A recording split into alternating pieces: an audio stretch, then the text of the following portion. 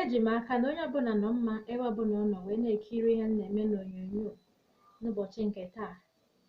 Ana m asị nke onye na-eme ya gazie. Ọ dị mma, aka m bụkwa nwaada Adaeze ụlọ onye na-ewetara gị ihe omume dị iche iche n'asụsụ Igbo. Ana m arịọ ka ị kpụdebe oche gị nso ka ị bịa nọnyere m ihe omume nke anyị nwere ime ụbọchị taa. Ihe omume anyị nwere ime ụbọchị taa ga-agbado aka, ọ ga-agbado ụkwụ, gbadokwa aka na ụdaolu. Ụdaolu means tone marking in English language. Ụdaolu bụ tone marking n'asụsụ Bekee. Ụdaolu, anyị ga-akọwa ya ugbu a. Gịnị bụ ụdaolu? Ụdaolu bụ ụda olu mmadụ na-ada mgbe ọ na-akpọpụta mkpụrụ okwu ma ọ na-ekwu okwu. Ka m kwukwa ya ọzọ. Ụdaolu bụ ụda olu mmadụ na-ada mgbe ọ na-akpọpụta mkpụrụ okwu ma ọ na-ekwu okwu. Ọ dị mma, anyị nwere akara ụdaolu atọ n'asụsụ Igbo. Ka m gụpụtara unu ha. Akara ụdaolu atọ anyị nwere n'asụsụ Igbo bụ: nke mbụ, akara ụda elu; nke abụọ, akara ụda ala; nke atọ, akara ụda nsụda. Anyị ga-enye ọmụmaatụ okwu ndị bụ akara ụda elu na ha. Otu n'ime ha bụ oke. Oke, that is male. Ike, that is strength. Ike. Ọ dị mma. Anyị ga-aga n'okwu ndị nwere akara ụda ala na ha. Ka anyị nye ọmụmaatụ n'okwu ndị nwere akara ụda ala na ha. Otu n'ime ha bụ ite. Ite. Ite means pot in English language. Pot n'asụsụ Bekee. Ite, o nwere akara ụda ala na ụda ume na-abụọ dị n'okwu ahụ.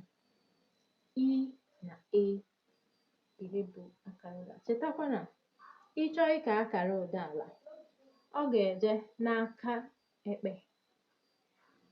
Ọ bụrụ na ibidoghị n'ala kara ya gbago, ibido n'elu kara ya gbadata, ma ya bụrụ n'aka ekpe ka o tinyere isi.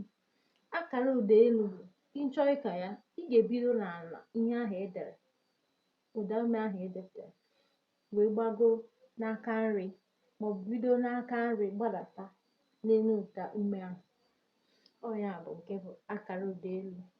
Akara ụda nsụda bụ nke atọ anyị ga-eleba anya na ya, bụ n'elu ụda ume ahụ, maọbụ yiri ụda ume n'elu ya ka ọ na-adị. Ọ ga-anọkwasị n'elu, ọ ga-adị na-adịna n'ime. Ya bụ akara ụda nsụda. Ọ dị mma. Okwu ndị nwere ụda ala na ha bụ ite. Ite. Ite means pot n'asụsụ Bekee. Ọzọ dịka ibe ya nwere akara ụda ala na ha bụ isi. Isi. Isi means blind in English language. Blind in English language. Isi bụ blind n'asụsụ Bekee. Anyị ga-ekwu maka okwu ndị nwere akara ụda elu na ha, nwekwa akara ụda ala na ha. Oke.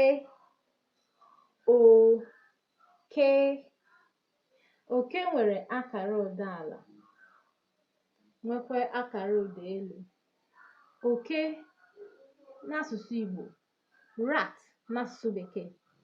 Oke bụ rat n'asụsụ Bekee. Oke means rat in English language. Ọ dị mma.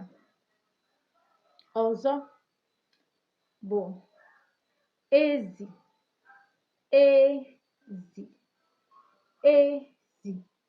Ezi means pig in English language. Ezi bụ pig n'asụsụ Bekee. Ezi. Ị na-anya ka ụda ya si ada, ị mara akara ọ ga-ebu n'enu ya. E bụ akara ụda elu. Zi, i na-agbada agbada, ya bụ akara ụda ala. Ọ dị mma ka anyị gaa na ọmụmaatụ okwu ndị bụ akara ụda elu na akara ụda nsụda na ha. Otu n'ime ha bụ isi.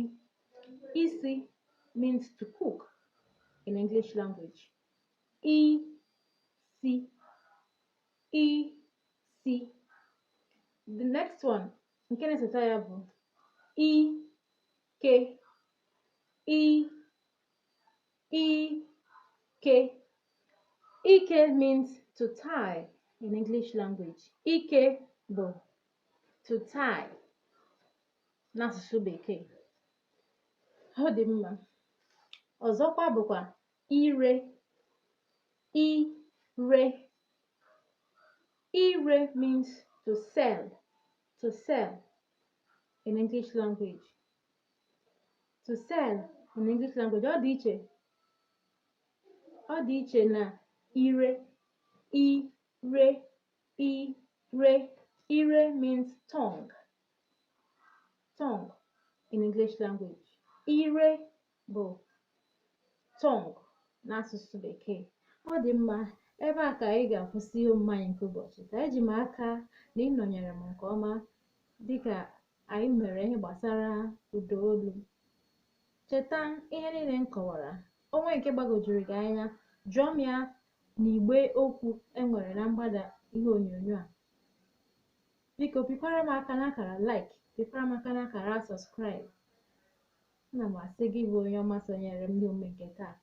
Daalụ maka isonyere m. Ka emesịanụ.